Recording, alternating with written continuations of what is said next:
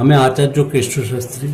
আশা করি তারা মায়ের কৃপায় সবাই ভালো ও সুস্থ আছেন। বড়দের আমার প্রণাম, ছোটদের ও সমবয়সীদের আমার শুভেচ্ছা। আজ আমি শনির 7.5 সম্বন্ধে কিছু আলোচনা করব। আপনারা শুনতে থাকুন।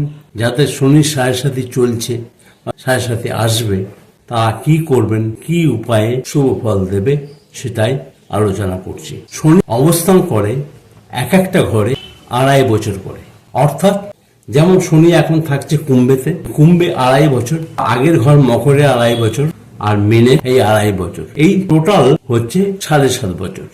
একেই শনির 7.5 বলে।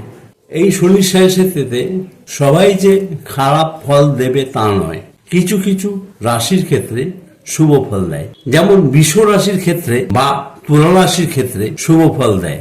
শনি যদি বিপদ, বদ ও প্রত্যারী নক্ষত্রে থাকে তাহলে কিন্তু শুভ ফল দিতে পারবে না।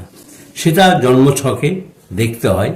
জ্যোতিষরা গণনা করে বলতে পারে যে শনির 7.5-তে কেন শুভ ফল দেয়, কেন অশুভ ফল দেয়। শনির 7.5-তে সাধারণত মানুষের অর্থনৈতিক, সাংসারিক এবং কোনো নিকট আত্মীয়র বিয়োগ হতে পারে বা মৃত্যু হতে পারে। এমন অবস্থা হয় যে শনির 7.5-তে মানুষ পুরো দুর্দশায় ভুগতে পারে। সেক্ষেত্রে কিছু কিছু জিনিস আমি বলবো পরের পর্বে।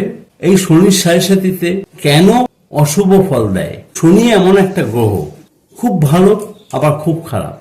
যদি জন্মছকে শনি যদি যে অবস্থাতে অবস্থান করছে সেই অবস্থান ধরে শনি ফল দেয়। সবাই যে শনির 7.5-তে খারাপ ফল দেবে তা নয়, শনির 7.5-তে ভালো ফলও দেয়। সবাই ভালো থাকুন তারা মায়ের কৃপায়, এই কামনা করি।